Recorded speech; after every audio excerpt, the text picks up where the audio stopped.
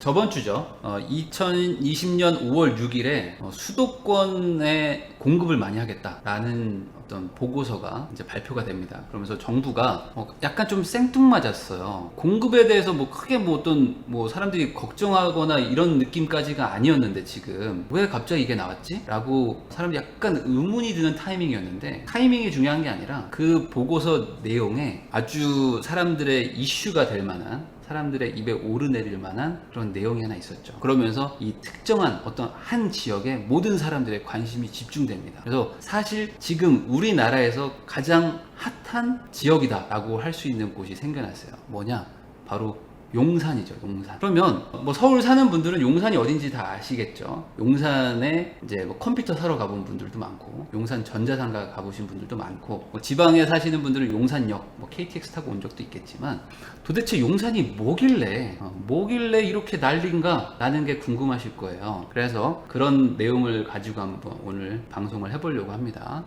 용산이 왜 좋냐 라고 얘기를 사람들한테 물어보면 아마 이 세 가지를 얘기를 할 겁니다. 용산이 원래부터 좋았던 거는 아니고, 이 용산국제업무지구라는 부동산 개발 계획과, 그리고 용산공원, 용산미군기지가 이전하면서 생기는 부지에 생기는 한국의 센트럴파크, 이 용산공원이 생기는 것 때문에 주목을 받게 된 거고요. 거기에 원래 있었던 한강변까지 연계가 되면서 이 서울 최고의 입지가 될 예정인 곳입니다. 이거는 부동산 투자하는 사람들은 모두가 인정합니다. 용산은 그냥 서울의 최고의 입지가 될 거예요. 당연합니다. 그러면 용산에 대해서 한번 설명해 볼게요. 우선 이게 서울 지도거든요. 서울이 상당히 크죠. 서울의 규모는 1000만 명이 사는 도시이기 때문에 절대 작은 도시가 아닌데, 이 지도에 보면 가운데 용산구가 보이죠. 서울 모양의 딱 중심부가 용산입니다. 경복궁, 이쪽 종로를 중심이라고 얘기하는 분들도 있겠지만, 사실상 지금 서울의 경제는 이 강남과 뭐 여의도, 뭐 경복궁 쪽, 이 종로 쪽 이렇게 3등분이 되어 있죠. 그러면 이 종로가 메인이라고 보기에는 좀 그렇죠. 아무래도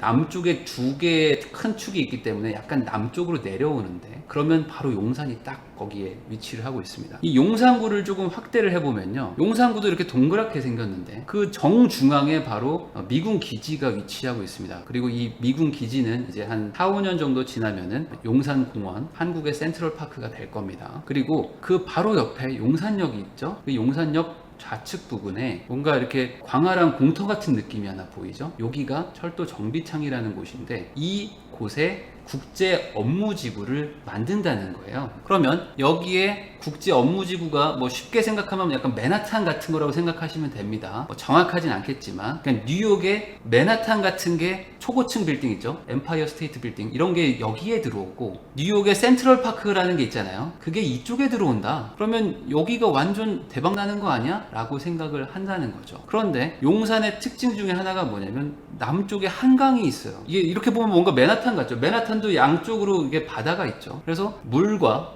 어떤 공원과 초고층 빌딩, 이게 다 용산에 모이는 거예요. 그러니까 여기가 좋아지지 않겠냐. 그런데 우리나라 사람들은 남향을 좋아하죠. 그래서 이 한강뷰라는 것도 강남에서 북향이 있고, 이 강북에서 남향으로 볼 수가 있는데, 같은 값이면 남향이 좋겠죠. 왜냐면 우리나라는 또 남향을 워낙 좋아하고, 또 이제 일조량 이런 것들도 생각하면 겨울에 따뜻하니까 여름에 좀 시원하고, 그래서 가능하면 강북에서 한강을 보면 좋겠는데, 센트럴파크에 맨하탄까지 있으니까 거기에 강을 남쪽으로 본다고?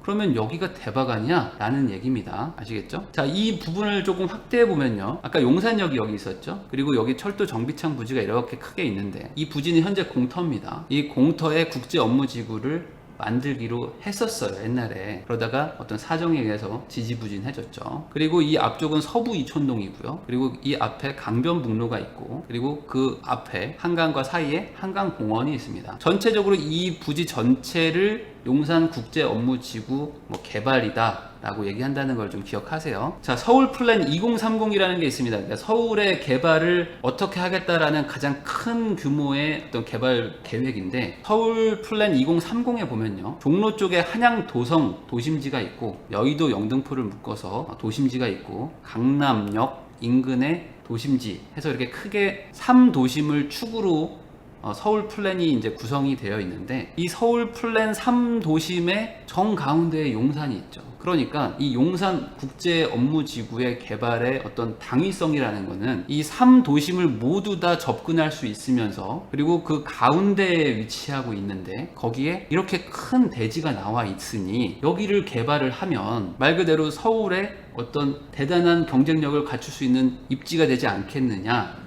라는 걸로 모입니다. 그래서 여기가 개발이 되려고 하는 거죠. 그냥 단순히 용산에 빈 땅이 있어서 개발하려고 하는 게 아니고요. 여기에 입지적인 위치가 이렇게 좋다라는 거를 설명드립니다. 그러면 이제 이 용산의 개발은 곧 용산공원과 용산국제업무지구 이 두 가지인데, 용산공원은 오늘 논외로 하고요. 용산국제업무지구만 얘기를 할 겁니다. 이쪽에 공급 대책이 나왔기 때문이에요. 자, 그러면 이 계획의 시작을 한번 보겠습니다. 우선 15년 전으로 돌아갑니다. 그래서 2005년부터 이제 국토교통부가 이걸 추진하려고 해요. 왜냐면 이 정비창 부지가 이제 넓게 있는데 서울의 한 복판에 이렇게 공터처럼 이렇게 놔두는 게 맞냐? 그래서 이걸 좀 개발 좀 해보자 라고 하면서 계획을 추진해서 2007년에 정식으로 발표가 납니다. 그럼 이 시기는 노무현 대통령 때고 이명박 대통령이 시장하면서 오세훈 시장한테 넘겨주던 그 시절이라고 생각하시면 돼요. 자, 그런데 이 정비창 부지, 아까 보여드렸죠, 그 공터 같은 곳, 그 차량 정비하던 기지예요. 그러니까 철도 그 기차가 있잖아요. 기차를 정비하는 시간이 필요하잖아요. 기차가 뭐 고장 날 때가 있으니까. 그러면 이 정비 차량 기지 이쪽 정비창 부지로 기차를 옮겨가지고 기차를 고치던 곳인데, 당연히 기차를 고쳐야 되니까 기차를 깔아놓고 있어야 되지 않습니까? 그러니까 부지가 엄청 넓겠죠. 13만 평입니다. 13만 평. 그리고 그 앞에 여기 그 뭐 빌라들도 좀 있고 아파트도 이렇게 강변에 따라 있는, 여기가 서부 이촌동이거든요. 여기도 약 한 4만 평 정도 됩니다. 그러니까 엄청나게 넓은 부지라고 생각하시면 돼요. 그래서 총 사업 규모가 31조 원 정도 되는 대규모 프로젝트입니다. 그러니까 국가적으로도 큰 프로젝트예요. 그런데 이거를 어떻게 개발을 할까? 과거의 계획을 보면 부지 자체는 한국철도공사 코레일 땅입니다. 그러니까 코레일이 땅 그 지주죠. 지주인데 코레일이 돈이 어디 있어요? 돈이 없잖아요. 그러니까 땅은 있는데 돈이 없어. 그러니까 돈이 있는 쩐주를 데려와야 되겠죠. 그래야지 개발이 될 거 아닙니까? 그래서 삼성물산을 주관사로 하고 그 외 여러 가지 이제 금융 파트너들이 들어와서 돈을 모아옵니다. 야, 우리가 돈을 가지고 이걸 개발할 테니까 야, 코레일 니네가 이 땅을 좀 제공을 해. 그래서 우리가 같이 회사를 차리자. 그래서 용산 역세권 주식회사라는 걸 차리고 드림허브라는 걸 차립니다. 두 개를 차려가지고 야, 너 땅으로 개발해가지고 돈 많이 벌어가지고 너도 좀 줄게. 그리고 나도 좀 줘. 그러면 우리가 이거를 개발해서 돈 많이 벌 수 있지 않겠니? 라는 민자산업으로 시작을 한 거예요. 민자산업으로. 자, 이 조감도를 좀 보여드릴 건데, 조감도 멋집니다. 보세요. 아까 그 정비창 부지 이렇게 되게 그 공터, 그리고 앞에 서부이촌동 좀 있었죠. 서부이촌동. 그리고 앞에 한강공원 있죠. 한강공원. 이거를 통합으로 해서 이렇게 다 털어가지고 완전히 그 뭔가 신도시, 그러니까 미래도시 같이 만들겠다는 계획이에요. 건물은 약 한 30개 정도가 들어가는데 다 초고층으로. 최하가 뭐 한 3, 40층이고 뭐 높은 거는 뭐 100층 넘어가는. 요게 이제 메인 랜드마크인데 요게 630m? 아마 이럴 겁니다. 롯데월드타워가 550m 정도 되니까 그거보다도 80m가 더 높은 거야. 그러니까 완전히 초고층으로 신도시급으로 만들어버리는 프로젝트였어요. 이거는 조금 반대편에서 보는, 약간 상층에서 보는 그런 조감도고요. 여기 뭐 음악 분수도 만들고 뭐 요트 마리나 이런 것도 정박장도 만들고 하면은 멋있겠죠. 서울의 중심부니까. 이거는 이제 뭐 반포 쪽에서 보는 거겠죠. 그러면 이런 뷰가 나올 것이다. 그러니까 얼마나 멋있어요. 그래서 이런 조감도를 꿈꾸면서 31조를 모아가지고 우리 사업합시다. 이게 2007년도의 계획이었습니다. 자, 그러면 아까 잠깐 말씀드렸지만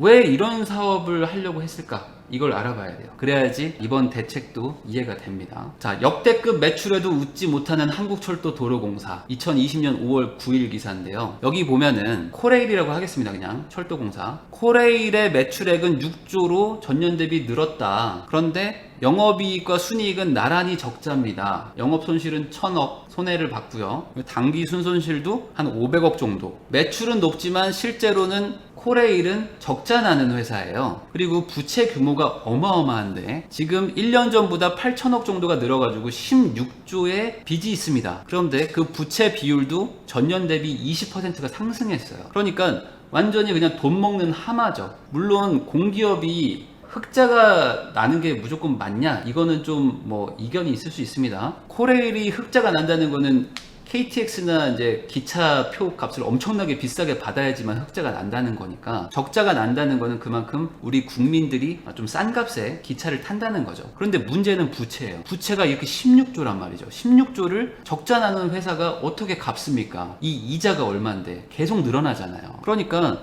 이 코레일의 부채를 해결을 해야 돼. 근데 코레일의 부채를 해결하려면 결국에 기차표 값을 비싸게 받아야 돼요. 비싸게 받아야 돼. 그러니까 너무 싸. 우리나라의 웬만한 지하철들은 다 적자입니다. 그 말은 왜 그렇죠? 지하철 표값이 너무 싸서 그래요. 그런데 지하철 표값을 올리면 당장 물가 상승 압력도 받지만 민심이 요동치죠. 당장 내 피부에 와닿으니까. 그래서 올리지도 못하고 그냥 적자는 나는 대로 그냥 버티면서 가는 거였어요. 근데 이게 부채가 계속 늘어나니까 16조가 말이 좋아서 16조지 이게 엄청난 금액 아닙니까? 그러니까 이거를 어떻게 해결하지? 라고 계속적인 고민을 했을 거 아니에요. 그런데 이 금싸라기 땅을 가지고 있잖아요. 코레일은. 그리고 정비창이라는 거야 뭐 딴 데로 옮기면 되죠. 이거 땅 팔면 경기도에 정비창 한 30, 40개 살걸요. 그러니까 부지의 문제는 아니에요. 그러니까 이걸 팔아가지고 이걸로 다른 데다가 정비창 옮기고 이거를 팔아서 부채를 해결하자. 그러면 이걸 얼마에 팔까? 이걸 생각해 봐야 될 거 아닙니까? 단순 계산해서 평당 그냥 7천만 원만 생각을 해도 9조예요. 9조. 16조가 부채인데 평당 7천이면 9조에 팔 수 있고요. 1억이면 13조에 팔 수 있습니다. 13조. 근데 이것도 어찌 보면 되게 낮게 보는 거죠. 낮게 보는 거예요. 이 입지가 개발돼서 정말 성공적으로 이 사업이 진행이 되면 평당 1억밖에 안 할 것인가 라는 거에는 조금 더 높게 봐야 될 수 있죠. 어쨌든 아무리 부정적으로 봐도 9조는 할 것이다. 그래서 개발 사업을 해가지고 부채를 획기적으로 좀 줄여보자 라는 어떤 니즈가 있었고, 그리고 삼성물산을 위시해서 이제 금융 TF 이제 모인 이제 금융 파트너들도 야 돈이 이렇게 많은데 우리가 이 부동산 호황기에 한번 이 사업을 해가지고 한번 빵 터트려가지고 돈도 벌고 한번 해봅시다 라고 했던 이 니즈가 서로 맞은 거예요. 노무현 정부가 기억이 안 나시는 분들도 있겠지만 지금 30, 40대 분들은 노무현 정부 때 집값이 많이 올랐잖아요. 그리고 부동산도 좀 호황기였고 세계적으로 경기가 나쁘지 않았습니다. 그래서 이때 한번 해보자 라고 했던 거죠. 그런데 문제가 생겨요. 당연히 문제가 생기겠죠. 이런 일들은 항상 문제가 생겨요. 뭐냐, 2007년에 회사를 설립하고 이제 본격적으로 이제 진행합시다 하면서 전 세계에 유명하다고 하는 모든 건축가들한테 설계를 맡겨가지고 기상천외하게 멋진 건물들의 설계를 싹 다 합니다. 그리고 자 이거 개발합시다 라고 했는데 그게 2007년이었어요. 그리고 나서 2008년에 금융위기가 팡 터지는 거죠. 그리고 나서 우리나라에는 2009년부터 본격적으로 이제 영향을 받게 됩니다. 그러면서 시장이 확 죽어버리는 거야. 기본적으로 저런 개발 산업이라는 것 자체가 대출을 왕창 끌어다가 리스크를 왕창 안고도 한번 앞으로 잘 될 거라는 믿음을 가지고 과감한 어떤 투자로 들어가는 건데, 전 세계적으로 금융위기가 이제 막 영향을 미치기 시작하는데 이 상황에서 어떻게 31조짜리를 합니까? 맞죠? 31조짜리. 이거는 뭐 국가가 보증하는 것도 아니고 그냥 민간에서 돈 모아서 하는 건데, 그러니까 갑자기 야 이거 어떡하냐 라고 하면서 소위 나가리가 되는 거죠. 자, 많은 사람들이 걱정했겠죠. 야 여기 누가 들어오겠냐 지금 미국이 저렇게 무너지는 상태인데, 야 맨해튼에도 공실 난다더라. 그런데 여기 용산에 들어오겠니? 너 같으면? 이거 분양되겠어요? 라고 사람들이 너무 걱정을 많이 하는 거예요. 31조 땡겼다가 너 망하면 어떡할 건데? 라는 사람들이 막 난리가 나겠죠? 그래서 삼성물산이 이제 주관사라고 했죠. 이 삼성물산 주관사가 어떻게 하지 막 고민을 합니다. 근데 이거 다 만나오는데 31조 땡겼다가 야 10%만 손해봐도 3조다 야 어떡하냐, 우리 망한다 라는 그런 공감대가 형성될 거 아닙니까? 그래가지고 용산 역세권 개발의 경영권을 포기합니다. 자, 삼성이 한 발 빠지는 거예요. 2010년입니다. 그런데 롯데관광개발이라는 곳에서 용산 역세권 개발의 경영권을 인수해요. 근데 여기 제가 밑에 적어놨지만 롯데 계열사 아닙니다. 이 롯데관광개발은 사돈회사입니다. 그러니까 신격호 회장의 막내 여동생이 롯데관광개발 회장님의 와이프일 겁니다. 그래서 여동생 남편이니까 롯데 이름 써 이렇게 한 거지 어떤 지분 관계가 있지는 않아요. 어쨌든 이 롯데관광개발이 야 그러면 삼성물산 너 포기한다고? 그러면 네 지분을 다 내가 인수할게. 그래서 지분율이 종전 25%에서 70%로 높아져가지고 최대 주주가 됩니다. 자, 내가 한번 열심히 해볼게. 그런데 이것만 문제가 있었던 건 아니에요. 뭐냐? 2007년, 그러니까 13년 전이죠. 그때는 오세훈 시장이 막 당선됐을 때입니다. 그때 오세훈 시장의 어떤 그 공약, 어떤 그 최대 어떤 그 미는 포인트가 뭐였냐면 한강 르네상스 프로젝트, 한강 인근을 멋지게 개발을 해가지고 디자인 서울 얘기 들어보셨을 거예요. 디자인 서울 플러스 개념으로 한강 주변을 싹 바꾸겠다. 그래서 멋진 어떤 관광지로 만들겠다는 그런 프로젝트가 있었어요. 그래서 오세훈 시장님께서 원래는 서부이촌동을 포함하지 않았었는데, 원래 이 개발 계획의 시작은 그냥 정비창 부지만 개발하는 거였어요. 그런데 서부이촌동을 같이 합시다 라고 서울시장이 묶어버린 거예요, 지구를. 그래서 원래는 여기만 하는 거였는데 오세훈 시장님이 야 무슨 소리야, 한강 르네상스를 해야지. 그러니까 여기 한강공원 앞에부터 해서 싹 다 합쳐가지고 다 통개발을 합시다. 통개발. 그런데 잘 생각해보면 이게 나쁜 계획은 아니에요. 이왕 할 거면 여기를 털어서 같이 해야지. 이 31조 사업을 하는데 어떻게든 경쟁력을 높여야 되지 않겠냐, 그래야지 비싸게 팔지 라는 취지인 거예요. 그런데 이게 지나고 나서 보니까 패착이었죠. 서부이촌동을 섞으니까 민간인이 가지고 있는 땅들이 섞이는 거잖아요. 이 정비창과 한강부지는 국유지지만 국가가 가지고 있지만 서부이촌동은 민간인들이 가지고 있죠. 그러니까 이제 문제가 생깁니다. 저렇게 통개발을 합니다 라고 하니까 바로 서부이촌동이 난리가 나는 거예요. 야, 여기가 31조 들어와가지고 막 주상복합 70층짜리 생기고 120층짜리 건물들이 막 수십 개가 들어온다고? 그리고 한강이 완전히 막 천지개벽해가지고 음악 분수 만들어주고 뭐 완전 난리 난다는데? 라는 소문이 바로 나겠죠. 그러니까 서부 이촌동에 뭐 투기 세력부터 해서 막 온갖 사람들이 다 와서 제발 땅 사겠다고 난리가 납니다. 난리가. 그러니까 서울시에서 부랴부랴 어떻게 하느냐, 거래를 못하게 다 막아버리는 거야. 가격이 너무 올라갈 것 같으니까. 그래서 여기 보면 서울시가 이게 지난 16일부터 5년간 토지거래 허가구역으로 지정했다. 이게 무슨 소리냐면 토지거래를 허가해준다는 게 아니고 토지를 거래하려면, 토지를 사고 팔려면 국가의 허가를 받아요. 그 말은 뭐죠? 허가를 안 해주겠다는 거죠. 토지거래 허가구역이라는 걸 반대로 생각하시면 안 됩니다. 니네가 사고 팔고 싶어? 그러면은 국가의 허락을 받아. 그런데 허락을 안 해줘. 안 해주겠다는 얘기죠. 그리고 건설교통부도 2004년 5월부터 무기한 주택거래 신고지역,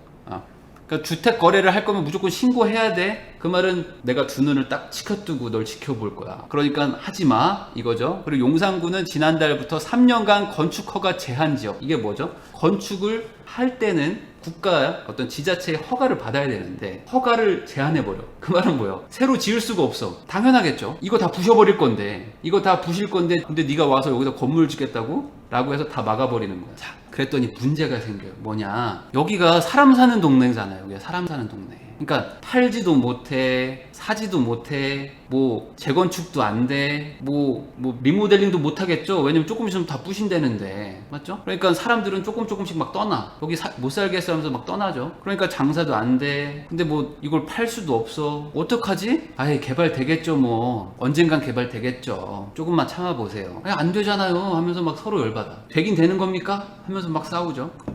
그러면서 개발 찬성파가 생기고 개발 반대파가 생깁니다. 그러면서 지역 주민들이 엄청나게 싸우는 거예요. 엄청나게. 그래서 이 어떤 뭐 슈퍼주인, 이분은 아니지만 슈퍼주인이 만약에 찬성파다, 그러면 반대파들은 이 슈퍼를 안 갑니다.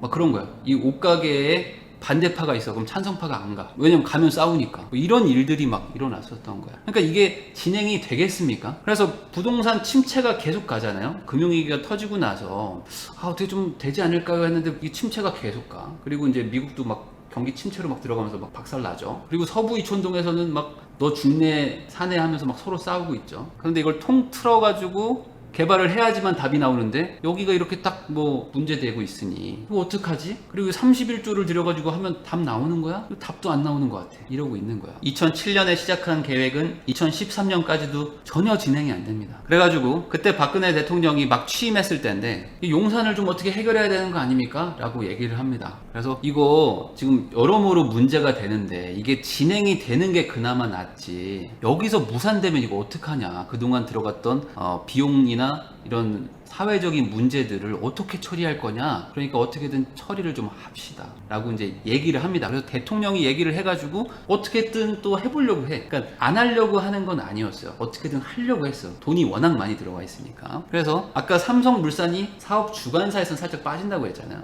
근데 건설은 할게 이렇게 들어갑니다. 우선 나는 그냥 건설 쪽만 할게. 원래 시공사니까요. 그래서 내가 가서 건물들을 짓는 거 정도만 할 테니까 돈 땡기고 이런 거는 다른 사람이 해주세요. 롯데관광개발이 해주세요 라고 삼성이 약간 물러났다고 그랬죠. 그런데 롯데관광이 해보려고 했는데 잘 안 돼. 결국에 안 되겠죠. 그래서 2013년 2월입니다 아까 그 박근혜 대통령이 말하기 좀 직전이에요. 이때 롯데관광개발도 두 손 듭니다. 이거 답 안 나온다. 그래서 제가 가진 지분을 다 코레일한테 넘길게요 라고 합니다. 그래서 코레일이 이 개발 사업의 지주이자 주관사가 돼버립니다. 그러니까 이제 코레일이 앞장서서 하면 되긴 되는 상황이 된 거고, 그래서 박근혜 대통령이 코레일이 주관을 해서 어떻게 좀 한번 해보세요 라고 말을 한 거예요. 그런데 여기 2월 28일이죠 2월 28일. 근데 3월 6일에 그때 당시 삼성물산의 정현주 부회장님께서 용산 개발에 원래부터 부정적이셨어요. 그러니까 처음에는 원래 하려다가 이게 답 안 나오니까 우선 주관사에서 빠지고, 그 다음에 건설 쪽에서만 내가 조금 해볼까 하는데 이것도 답 안 나오는데 하면서 계속 좀 그러니까 부정적인 얘기들을 계속 뒤에서 얘기를 합니다. 그러니까 지을만한 애도 마땅치 않고, 코레일은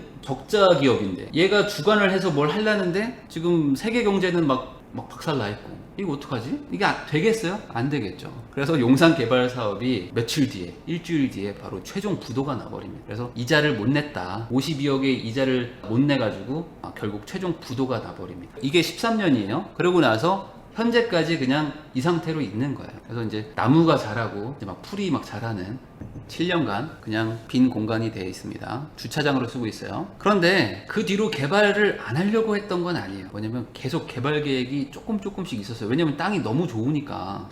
기억나실지 모르겠지만 박원순 서울시장님은 3선이거든요. 3선. 근데 처음 초선일 때는 이제 보궐로 들어오셔가지고 2년인가 하셨고, 2선 때 정몽준 의원하고 붙습니다. 그래서 서울시장을 놓고 박원순 대 정몽준의 이제 구도가 되는데, 박원순 시장님은 용산 개발 반대파였고, 정몽준 의원은 전 의원이죠. 전 의원은 용산 개발을 재개하겠다 라고 하는 그런 스탠스였어요. 박원순 시장님은 이 지금 용산 때문에 지금 난리가 났다. 오세훈 시장 때 이렇게 판을 벌려가지고 막 지금 소송 들어가서 막 5조짜리 소송 서로 걸고 있고, 여기 서부 이촌동은 막 난리 나 있고, 용산에서 막 참사 일어나가지고 막 사람 몇 명이 죽고 막 이러는데, 이거 지금 처리하고 나서 개발하든지 말든지 해야지 이걸 어떻게 하냐. 정몽준 전 의원은 야 그래도 지금이라도 개발을 해야 된다 라고 하면서 서로 붙었는데, 결과는 다들 아시겠지만 박원순 시장님이 재선을 하십니다. 그러면서 당연히 용산에 부정적이셨기 때문에 개발은 안 될 거다라고 사람들이 많이 생각을 했었죠. 그래서 실제로 지지부진해집니다. 뭐 딱히 뭐 어떤 개발의 어떤 움직임은 없었어요. 그러다가 이제 4년이 지나고 나서 2018년 6월 13일에 지방선거를 또 하죠. 이때가 이제 박원순 시장님이 이제 3선에 도전할 때입니다. 근데 다들 아시다시피 서울시장은 박원순 시장님이 당선이 되셨죠. 그래서 3선에 가뿐하게 성공을 하십니다. 그래서 박원순 시장님은 원래도 부동산 개발에 좀 반대잖아요. 반대인 입장을 많이 갖고 계셨거든요. 그래서 이번에도 또 안 되겠구나 라고 하고 있었어요. 안 되겠구나. 그런데 박원순 시장님이 3선에 딱 당선되시고 나서 한 달도 안 돼가지고 원래 스탠스랑 싹 바뀌어가지고 반대로 여의도랑 용산을 통합해서 확 개발하겠다. 통개발을 갑자기 발표를 하세요. 싱가포르 가셔가지고. 그러면서 뭔가 대권의 의지를 이제 막 피력했다라고 사람들이 막 엄청 그때 얘기가 많았어요. 왜냐하면 박원순 시장님은 서울시장이고 지방선거 그 서울 그러니까 시장은 3선이 마지막입니다. 4선이 안 돼요. 그러니까 박원순 시장님 입장에서는 다음이 없는 거예요. 무조건 나는 서울시장은 이번이 마지막이야. 그러니까 당선되자마자 갑자기 서울의 어떤 개발 계획들을 얘기하시면서 어떤 청사진을 밝히기 시작하신 거예요. 그러니까 어떻게 됩니까? 난리가 났겠죠? 야, 저 31조짜리 다시 하는 거야? 왜냐면 2017년, 2018년 때는 부동산 시장이 다시 회복이 되면서 가격이 많이 상승하던 때였어요. 그러니까 야, 이제 그 긴 불황의 터널을 끝나고 이제 상승기로 딱 들어오는데 서울시장 3선인 박원순 시장님이 그동안의 스탠스와는 약간 다르게 개발하겠습니다라고 딱 던지니까 난리가 납니다. 그래서 여의도 집값이 막 보름새 2억이 올라간다. 용산이 막 안 팔겠다. 시장 한마디에 여의도 용산 들썩한다. 뭐 2주 연속 상승폭이 확대된다. 엄청나게 막 그때 막 분위기가 막 떠오릅니다. 여의도 서울의 맨해튼 될까? 이때 여의도 분들 막 기대감 높았거든요. 엄청 높았어요. 드디어 재건축 되나? 1970년도에 지은 아파트 재건축 되나? 하면서 기대감 높았죠. 그런데 그때가 어떤 때입니까? 문재인 정부가 이제 취임한 지 1년 딱 됐을 때입니다. 날아가는 새도 떨어뜨리는 이제 집권 초기죠. 집권 초기 여당의 시장이 갑자기 부동산 정책을 좀 규제로 가고 있는 정부에 반대되는 얘기를 딱 해버리는 거예요. 그러니까 우리 김현미 장관님께서 지금 뭐 하는 거야? 라고 갑자기 확 발끈하십니다. 아니 지금 정부랑 같은 길을 가셔야 되는 서울시장님 지금 뭐 하시는 거예요? 라고 얘기를 합니다. 그러면서 막 서로 막 싸웁니다. 근데 박원순 시장님이 처음부터 막 그렇게 우리가 이미 결과는 아니까 처음부터 막 이렇게 포기하셨던 건 아니고 바로 맞받아 치십니다. 아니 이게 필요하다. 서울 개발이 필요합니다. 하면서 막 얘기를 하세요. 그럼 아니다. 좀 우리 정부 정책과 좀 맞춰 가야 됩니다. 라고 얘기하면서 서로 막 싸우는데 설전을 하는데 그러다가 약간 분위기가 틀어져. 한 2주 지나면서 여의도 개발 발표가 조금 늦어질 것 같습니다. 장관님하고 시장님하고 좀 얘기를 해봤는데 조금 뭐 같은 편끼리 싸우는 거죠 하면서 조금 뭔가 분위기가 좀 식어요. 살짝. 그러다가 박원순 시장님이 약 두 달 만에 여의도 통개발과 용산 마스터 플랜 보류하겠습니다. 라고 딱 얘기를 합니다. 그러면서 이제 사실상 좀 백기를 드셨죠. 그리고 나서 1년이 지난 또 2019년도에는 박원순 시장님 이제 완벽하게 이제 다시 돌아가셨어요. 그래서 여의도 용산 통개발 보류의 입장은 여전히 변함이 없다. 이렇게 얘기하니까 용산의 기대감이 확 줄어들었겠죠.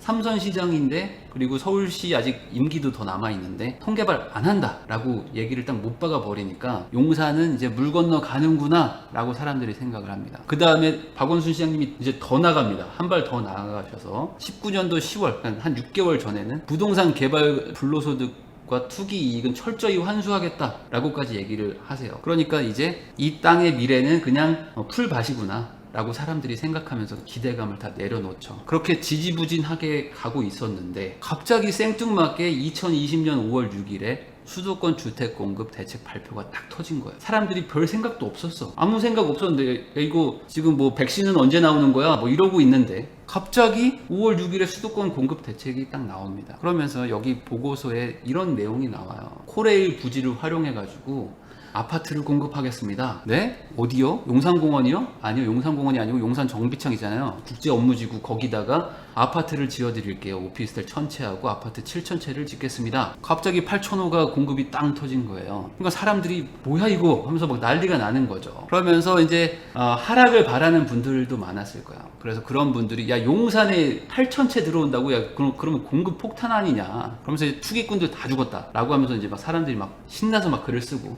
또 어떤 분들은 어떻게 해야 되죠? 뭐 이제 서울 집값 폭락하나요? 라고 하면서 막 손가락을 막 벌벌 떠는 사람들도 있었고 다들 뭐 시끄러웠습니다. 시끌시끌했어요. 거의 한 저번 주가. 그런데 뭐지? 조금 지나고 나서 보니까 이런 기사들이 좀 뜨기 시작하는 거예요. 뭐냐? 아침부터 매물 있어요. 급매 취소. 용산 또 들썩인다. 용산 잡으러 서울 가자. 청약 자격 얻으려 이사도 불사한다. 정부 용산 정비창 부지 인근 토지거래 허가구역 지정 추진. 뭔가 익숙하죠 이거? 데자뷰 같죠? 데자뷰. 집값 떨어지는데 이렇게 할까요? 아까 봤죠? 2004년, 5년, 7년에 했던 것처럼 인근의 토지 가격 상승이 우려되니까 지정을 추진한다 라고 지금 얘기들도 나오고 있습니다. 자, 그러면 왜 이럴까? 갑자기 공급을 한다는데 왜 갑자기 이렇게 집값, 땅값이 올라가는 거지? 자, 이번에는 진짜 하는 거 아닐까? 라는 생각이 든 거죠. 뭐를? 이 부지에 아파트 7,000채랑 오피스텔 1,000채가 들어오는 게 중요한 게 아닌 거예요. 그거를 가지고 사람들이 생각하는 게 아니고 야 이게 들어온다는 건 뭐야? 이거 한다는 거잖아. 이거 하는 거잖아. 야 이거 30조짜리 아니야. 그러면 여기 주변이 어떻게 되는 거야? 엄청나게 좋아지는 거 아니야 이거? 라는 생각을 갖고 지금 용산으로 사람들이 막 몰려오려고 하니까 토지거래 허가구역 같은 것들을 지정하려고 생각을 하고 있다는 겁니다. 그래서 어떤 분들은 이런 얘기를 해요. 임대아파트가 많은데 악재 아닙니까? 라고 얘기하는 분들이 있는데 제 생각은 이렇습니다. 빈 땅보다 더한 악재가 있습니까? 자, 이거보다 더한 악재가 있나요? 임대아파트 들어오는 게 악재라고 말하는 분들한테 이거 대비 더 악재인가요? 라고 생각하면 아니다. 당연히 아니겠죠. 여기에 생뚱맞게 임대아파트가 여기만 싹 들어올까요? 아니죠. 주변을 싹 다 개발한다는 전제로 여기에 아파트가 들어오겠죠. 그러니까 당연히 지금보다는 나을 겁니다. 훨씬 나아지는 거죠. 지금 이 서부 이촌동이 어떤 수준이냐면 뭐 이 동네를 제가 뭐 무시하려고 하는 건 아니고요. 근데 용산 그 서울 한복판에 있는 금싸라기 땅 주변이라고 하기에는 너무 낙후되어 있어요. 너무 낙후되어 있고 실제로 가보시면은 뭔가 시간 여행을 온 것 같이 되게 건물들도 낮고 낙후돼 있고 막 되게 막 언제 무너져도 이상하지 않을 것 같은 건물들도 막 있습니다. 그리고 옆에는 막 빈 땅이 막 몇 년째 비워져 있고요. 그러니까 개발을 하기는 해야 되는 거죠. 자, 원래 계획을 보면요. 원래 그 처음 용산국제업무지구 계획이 어땠냐면 이렇게 건물을 23개를 짓는 거였네요. 23개인데 트리플 원 해서 이거 아까 600m짜리 620m짜리 초고층을 짓고 주변으로도 절대 낮은 거 아닙니다. 이것도 다 300m 400m짜리들이에요. 이런 거를 한 20개 정도를 지어 가지고 주변을 완전히 개발하겠다라는 거였는데 여기 제가 빨간 박스를 해놓은 거 보면 주상복합 해가지고 건물이 8채가 있고요. 외국인용 임대아파트가 따로 한 채가 있고 임대아파트라고 해서 또 따로 한 채들이 있어요. 그리고 여기 펜토미니엄 이거는 이제 초고가 외국 부자들을 위한 초고가 펜트하우스들 전용 건물을 또 짓겠다 뭐 이런 게 있었거든요. 그러니까 기존에도 임대아파트가 없었던 건 아니에요. 왜냐면 당연하겠죠. 서부 이촌동 사람들을 살게 해야 되니까 이분들이 살만한 임대 아파트도 줘야 되고 그리고 여기 아파트들이 많이 있거든요. 강변으로. 그 사람들한테는 주상복합을 줘야 될 거 아닙니까? 그렇게 해서 보상을 해야 이 사람들이 땅을 내놓지 그냥 내놓게 했어요. 그래서 임대 아파트가 당연히 들어가 있었어요. 원래도. 아시겠죠? 그래서 서부 이촌동 이주민용 일반 임대 아파트도 있고 그리고 외국인 임대 아파트도 원래 계획에 있었다는 거 다시 한번 알고 계시고요. 그래서 기존보다는 조금 뭐 늘어났을 수는 있습니다. 주택 수가 좀 늘어났을 수는 있지만 아예 없던 거를 뭐 신규로 넣어가지고 뭐 이제 용산 국제 업무지구가 아니라 뭐 국제 임대지구네요. 뭐 이런 소리 하는 거는 좀 맞지 않다. 원래 계획에서 약간 좀 늘어난 거지 계획 자체가 훼손된 수준으로 말하는 건 아니다. 자, 왜 그러냐? 여기에 8,000채를 넣는다고 하는데 지금 이 용산 정비창 부지가 3종 일반 주거 지역인데 이게 지금 국가적인 사업이죠. 그리고 정비창 개발을 왜 한다고요? 코레일의 부채를 탕감해 주려고 부채를 갚으려고 지금 이걸 하는 거잖아요. 그리고 코레일은 공기업이고 그러면 뭘 해야 됩니까? 당연히 용도 변경을 해가지고 중심 상업지역으로 완전히 바꿔버리겠죠. 국가가 하는 일인데 자기네 땅을 용도 변경하는 게 뭐가 어렵겠어요. 그래서 일반 상업지역도 아니고 아마 중심 상업지역을 줄 것 같아요. 그래서 얼마를 줄지는 모르겠지만 용적률을 뭐 최소 800 아니면 뭐 1000에서 1200, 1500도 줄지도 모릅니다. 그러면 그냥 일반적인 250%에서 300%로 짓는 아파트 단지 개념이 아니고요. 여기는 800에서 1200%까지 줄 거기 때문에 기존 아파트 단지 대비 4배를 더 지을 수 있는 거예요. 같은 땅에. 그러니까 용적률을 왕창 줘가지고 건물을 뽑아 올려버리면 8,000채를 공급하는 거는 그렇게 큰 부지가 들어가는 건 아니다. 이해되시죠? 그래서 여기다가 뭐 49층에서 70층대 초고층 아파트로 건설을 하고 그 다음에 주변에 오피스 건물들이 막 들어올 거 아닙니까? 당연히 국제 업무지구 개념이라면요. 거기다 호텔도 막 들어올 거고 외국인 임대 아파트도 들어올 거고 뭐 필요하면 뭐 주변에 뭐 국제학교나 뭐 이런 것들도 들어오겠죠. 그러면 당연히 인프라가 엄청난 상승이 되는 거 아닙니까? 이게 용산의 호재일 수밖에 없죠. 어떻게 악재겠어요. 된다면. 그런데 문제가 있죠. 그런데 문제가 있습니다. 자, 근본적인 질문 3가지가 있죠. 근본적인 질문 3가지가 뭐냐면 자, 첫 번째, 사업성이 나올까? 자, 계획 다 좋아. 다 좋고 뭐 공급 다 좋은데 될까요, 정말? 이게? 이런 게 첫 번째고요. 그 다음에 한강하고 서부이촌동하고 정비창 3개를 다 통합 개발하는 게 기존 계획인데 이거 통합으로 갑니까? 아니면 분리로 갑니까? 어떻게 갑니까? 아니면 정비창도 쪼개서 갑니까? 어떻게 갑니까? 이 부분에 대해서 의문이 딱 생기는 거죠. 그 다음에 3번, 가장 중요한 거죠. 31조짜리인데 이거 누가 냅니까? 돈은 누가 내죠? 자, 첫 번째, 사업성 나오나요? 자, 2005년, 2007년에는 부동산 호황기 때였죠. 그래서 그때 계획으로 이런 멋진 건물들을 짓기로 마음을 먹었었습니다. 그런데 지금은 호황기 끝나가는 느낌이죠. 뭔가 앞으로 다시 제2의 반등과 호황이 올 수도 있겠지만 전 세계적으로 지금 이런 문제가 생기고 치료제랑 백신도 없는 상태에서 이거를 어떻게 채우지? 아까 그 계획을 다시 돌아가면요. 주택이야 뭐 어떻게든 뭐 분양을 하든지 임대로 돌리든지 어떻게 할 수 있다고 치자고요. 주택 수요는 우리나라에 넘쳐나니까. 그러면 이 나머지 건물은 뭘로 채우죠? 나머지 건물? 오피스텔, 블레이드 타워, 하모니 타워, 트리플 원, 아카데미 타워 이런 건 뭘로 채우죠? 명동도 공실이 많고 여의도는 공실이 조금 줄어들고 있지만 뭐 강남도 뭐 지금 뭐 공실이 뭐 없는 편은 아닌데, 현대차도 지금 4억 올리고 있죠. 롯데월드타워도 지금 아직 공실이 있는데 누가 들어오지? 라는 부분에 대해서 의문성이 생기죠. 의문점이. 그럼 어떤 분들은 이런 얘기를 할 겁니다. 그럼 조금 싸게 지으면 되죠. 꼭 뭐 100층짜리 올려야 됩니까? 40층짜리로 좀 낮게 지으면 되고, 아니면은 뭐 아파트를 좀 더 지어가지고 분양을 하면 되죠. 그렇게 하면 되지 뭐하러 큰 돈 들여가지고 비싸게 합니까? 그냥 싸게 하면 되죠 라는 얘기를 하시는 분들이 있다면, 이 서울 한복판에 절대 앞으로 전쟁이 나지 않는 한 다시 나오지 않을 땅에다가 조금 싸게 그냥 짓는 게 맞는 걸까요? 라는 생각을 한번 해봐야 됩니다. 아니 뭐 국가 어떤 복지를 위해서 싸게 짓자, 뭐 이게 된다고 쳐요. 그러면 싸게 짓는다는 건 당연히 땅값이 하락이 오겠죠. 절대 분양가가 높지 않을 거 아닙니까? 땅 가격도 많이 못 받겠죠. 그러면 코레일의 16조 부채는 어떡합니까? 이 부채를 갚으려고 시작한 건데, 그럼 이 부채는 뭘로 해결할 거냐? 라는 문제가 생기는 거예요. 자, 두 번째, 인근 지역과 연계는 어떻게 하는 거죠? 같이 합니까? 따로 합니까? 사실 아직 아무도 몰라요. 용산국제업무지구라는 거의 개념 자체가 서부이촌동, 강변북로, 한강공원을 같이 통합으로 다 개발하는 거였기 때문에 이 부지 전체를 다 털어야 된단 말이죠. 근데 이게 될 거냐라는 것도 한번 고민을 해봐야 돼요. 서부이촌동 사람들이 옛날에 한번 당한 게 있는데, 거래 제한으로 다 묶여가지고 아무것도 못했는데 이거를 다시 할 수 있을까? 어떡할까? 자, 아직 발표된 게 아무것도 없습니다. 자, 이게 한강 다리를 건너갈 때 이 용산 정비창을 보면 요런 뷰가 나와요. 아까 그 서부이촌동이거든요. 여기 아파트가 이렇게 병풍처럼 앞을 싹 가리고 있습니다. 그러면 이 서부이촌동 여기를 빼고 개발을 한다 그러면 이 건물, 이 아파트 뒤로 용산 국제업무지구가 나오는 거예요. 그러면 조금 모양 빠지지 않을까요? 여기 막 트리플 원 해서 600m 있어. 옆에 막 초고층 주상복합이 막 있는데 앞에 한강뷰를 싹 다 가려버려.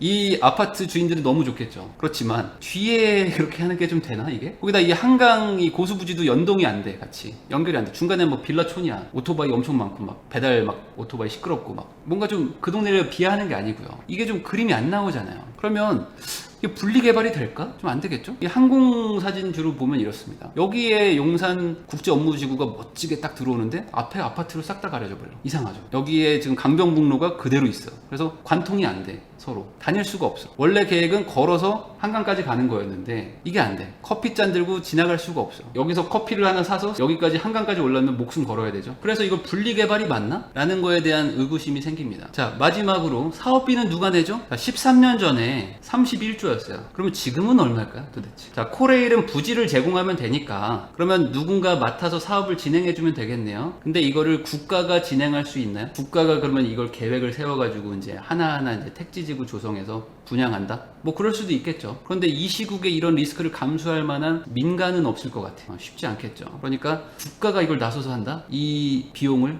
건설비만 9조거든요. 최초 계획의 건설 비용이 9조였어요. 9조짜리 사업을 한다? 세금으로 채권을 발행해서 어떻게 할 것인가? 이 부분에 대해서는 아직 얘기가 나온 게 없어요. 자, 그런데 현재 정부의 입장이 뭐냐면 경기 침체 우려가 있지 않습니까 지금. 그러니까 경기 침체를 막긴 막아야 돼요. 그리고 지금 1분기는 조금 선방했지만 2분기가 지금 박살나고 있죠. 그리고 이제 3분기도 우려가 됩니다. 지금 경기가 안 좋을 것 같아서. 그러니까 이거 피해를 막아야 되는데, 그러려면은 뭐 돈이 될 만한 거, 뭔가 GDP에 긍정적인 영향을 줄 만한 건 다 해야 될 거 아닙니까 지금. 그래서 뭔가 개발 계획이 있다 그러면 하려고 할 거예요. 어떻게든 하긴 해야 돼. 안 하고 가만히 얻어맞는 것보다는 뭐라도 해야 될 일이거든요. 그러면 이게 1, 2년 만에 뚝딱 다 계획이 나와가지고 진행이 될까요? 이 부분에 대해서는 한번 고민을 해봐야 돼요. 맞죠? 기존 계획도 잘 안 됐는데 그럼 새로운 어떤 계획을 짜가지고 이게 1, 2년 만에 이게 해결될 일인가? 그럼 이제 어떤 분들이 이제 이런 얘기를 합니다. 그러면 우선 임대 아파트부터 지으면 되는 거 아닙니까? 굳이 뭐 임대 아파트를 짓는 거랑 그 국제 업무지구랑 상관이 없잖아요. 라고 생각하시는 분들도 있을 텐데, 이런 거죠. 방만 하나 만들고 나머지 부엌하고 싱크대는 나중에 만들면 되지 않을까요? 라고 생각하는 거는 틀린 생각이죠. 무슨 소리냐? 집 전체에 대한 공간 구조가 나와야 방을 만들죠. 그래야 배관도 있고 전기도 넣고 하는 거지. 그냥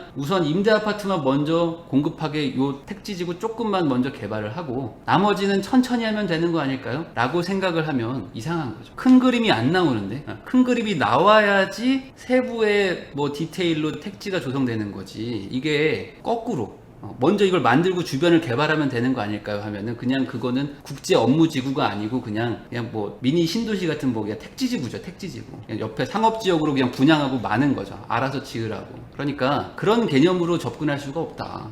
이게 그런 사업이 아닙니다. 5월 6일 공급대책 보고서를 보면요, 용산 정비창에 8,000호를 공급한다고 돼 있는데 여기 밑에 하나가 있습니다. 밑에 빨간색으로 제가 박스를 쳐놨는데요, 2021년 말에 구역 지정을 완료하겠다는 겁니다. 구역 지정 완료. 그 말은 뭐냐, 이 용산 국제 업무 지구를 개발하는 그 큰 그림, 어떤 그 마스터 플랜을 2021년 말쯤에는 나오지 않겠냐라는 거예요. 그러니까 그때 뭐 서부 이촌동을 같이 하든 뭐 한강까지 같이 하든 뭐 떼놓고 따로 하든 뭐 부분 개발하든 우리가 지금부터 계획을 세울 테니까 한 2년 정도 뒤에는 구역 지정이 될 것 같다라는 얘기입니다. 그러니까 아직 아무것도 없는 거예요, 정확하게는. 그리고 2023년 말 사업 승인 예정이라는 건 뭐냐면 그 뒤로도 열심히 계획을 수정하고 뭐 실시 설계도 하고 뭐 여러 가지를 해가지고 이게 진짜 맞는 건지, 이게 정말 이 서울에 적합한 사업이 되는 게 맞는 건지 검토도 하고 막 여러 가지 할 거 아닙니까? 큰 그림을 그린 다음에 마지막에 거기 택지에 공사를 하는 거니까. 그래서 2023년 말, 앞으로 3년 뒤에 사업을 승인할 예정이라는 거예요. 그럼 2023년에 입주합니까? 그게 아닙니다. 그때 이제 여기다가 아파트를 지을게요, 오피스텔을 지을게요 라고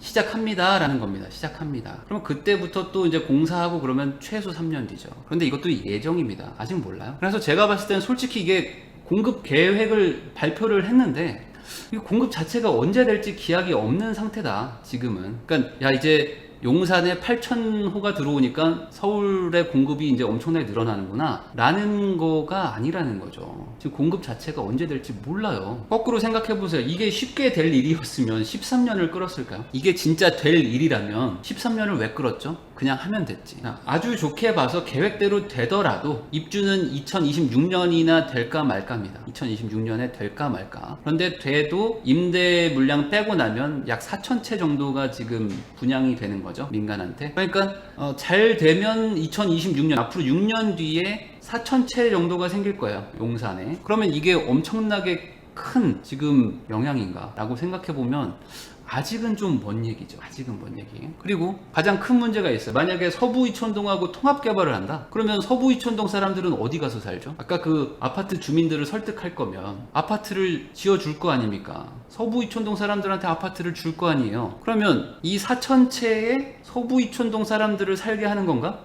그럼 이게 진짜 공급인가? 라는 것도 아직은 아무것도 정해진 게 없어요. 그래서 결론만 얘기하면 아직은 그냥 개념 구상의 어떤 단계입니다. 이게 어떻게 될지 아무것도 나온 건 없어요. 그냥 이렇게 하겠습니다라고 추진 방안을 설명한 거라고 생각하시면 돼요. 그래서 구체적인 안이 지금 나온 게 없기 때문에 뭐 어떤 판단을 할 수는 없는데 그냥 단순히 이게 지금 8,000채가 조만간 들어오니까 뭐 서울의 공급이 늘어날 거다라고 생각할 필요는 없다는 거죠. 그렇게 생각할 단계는 아니라는 거예요, 아직까지. 자, 그리고 반대로 많은 사람들이 생각하는 것 중에 하나가 뭐냐면 이 용산 국제 업무 지구를 추진을 하긴 하는데 이거를 먼저 얘기하면 조금 현 정부의 어떤 방향과 좀 반대되는 느낌이잖아요. 부동산 개발을 지금 본격적으로 한다고 말하기가 좀 뭐하잖아요, 그동안의 정부의 어떤 규제 방안을 보면. 그러니까 이 8,000호 공급 아니라는 거는 용산국제 업무 지구를 추진한다는 거에 대한 사전 정지 작업 같은 거다 라고 오히려 생각을 합니다, 저는. 왜냐면 이게 공급이 되려면 무조건 필연적으로 국제 업무 지구 안이 나와야 돼요. 그래야지 이게 공급이 될 거 아닙니까? 그런데 이게 아다르고 어다르다고 용산 국제 업무 지구 추진합니다 라고 얘기하는 순간 서울 부동산 가격에 상승 압력을 막 줄 거 아닙니까, 사람들이. 야 그럼 서울 집값 더 올라가는 거 아니야? 라고 생각할까봐 거꾸로 공급을 먼저 한다 라고 말을 한 거로 본다.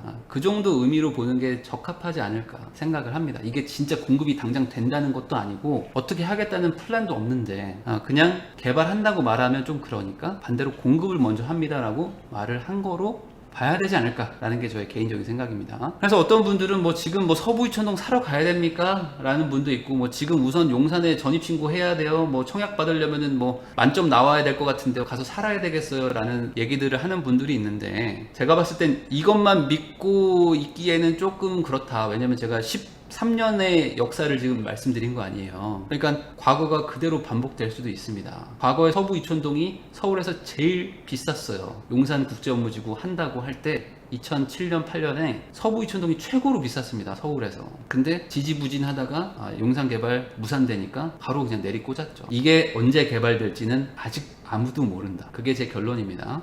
자, 그런데 개인적인 바람이 하나 있어요. 뭐냐? 이 서울 정중앙에 이렇게 넓은 부지가 다시 나올 수 있을까라는 거에 대해서는 정말 의문이에요. 그것도 한강변에. 용산공원은 한강 옆이 아니거든요. 그런데 이 용산국제업무지구는 한강에 아주 붙어 있어요. 그러니까 이런 정말 천혜의 상업지역이 또 있을까? 라는 생각이 저는 많이 들거든요. 지나가면서 보면 야, 이건 정말 대박 부지인데? 라는 생각이 들 수밖에 없어요, 이거는. 그런데 여러분들 서울에 사시는 분들 중에 서울 이렇게 돌아다니면서 야, 여기 너무 멋지다 하면서 이렇게 사진 찍은 경험이 별로 없을 거예요. 저도 그렇거든요. 저도 서울에 살지만 뭐 온갖 다 아파트밖에 안 보이고 끼케야 뭐 공원이나 조금 있지. 야, 여기 멋지다라고 하면서 사진 찍은 기억이 별로 없어. 뭐 롯데월드 타워 정도? 야, 저거 왜 이렇게 높냐 하면서 사진 찍는 정도죠. 그러니까 멋진 곳이 없어요, 서울은. 그런데 홍콩 아시죠, 홍콩? 저도 홍콩에 가봤는데 홍콩은 정말 멋지거든요.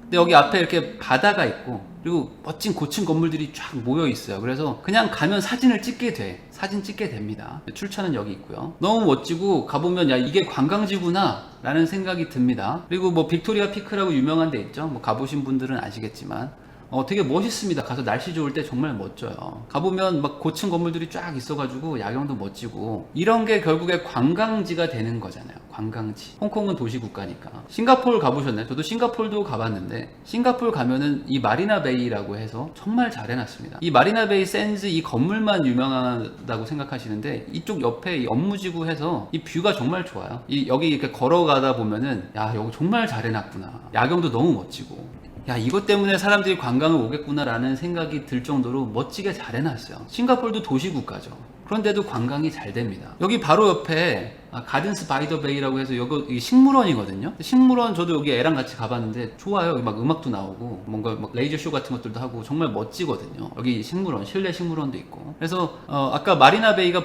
별로 멀지도 않습니다. 여기 바로 옆에 있어요. 바로 옆에가 마리나 베이 샌즈 건물이고 이쪽이 거대한 식물원이고 옆에 업무지구가 있습니다. 그런데 이게 용산하고 거의 비슷하지 않나요? 용산하고 거의 비슷한 입지예요. 상해도 제가 가봤는데 상해도 상점벽해한 지역이죠. 거기도 이렇게 이게 물을 끼고 업무지구가 이렇게 멋지게 돼 있습니다. 그래서 이 동방명주라고 지금은 조금 약간 올드하긴 한데 여기도 되게 야경이 멋집니다. 그래서 야경 사진도 제가 가져왔는데 이런 느낌이에요. 그래서 가보면은 멋지다. 야, 우리나라보다 이렇게 중국이 더 발전된 거 아니야? 라고 생각을 막 하게 돼요. 가보면 이런 것 때문에 사람들이 오는구나 라고 막 생각이 들게 됩니다. 근데 우리나라는 없어. 이런 게. 서울은 이런 게 없어요. 이 석양이 지는 한강변에 가보신 분이 있나요? 저는 뭐 한강변에 사니까 그래서 가끔 뭐 이렇게 석양 질 때 이제 가족들이랑 뭐 이렇게 한번 걸으러 한번 가는데 석양 질 때 한강 정말 멋지거든요. 정말 멋져요. 한번 가보시면은 아실 텐데 야, 이렇게 1000만 명이 사는 도시에 이렇게 강이 있고 여기에 이렇게 건물들이 있어서 반짝반짝하고 양쪽에 이제 강변북로 올림픽대로가 있어가지고 이렇게 자동차 조명과 가로등 들어오고 석양이 탁 이렇게 펼쳐지면은 야, 여기 너무 멋있다라는 생각을 하게 되거든요. 그러니까 우리나라의 한강변은 정말 멋진 곳인 것 같아요. 제가 봤을 때. 뭐 제가 사진을 지금 블로그에서 계속 가져왔는데 날씨 좋을 땐 정말 멋지거든요. 근데 건물들이 하나같이 멋이 없어.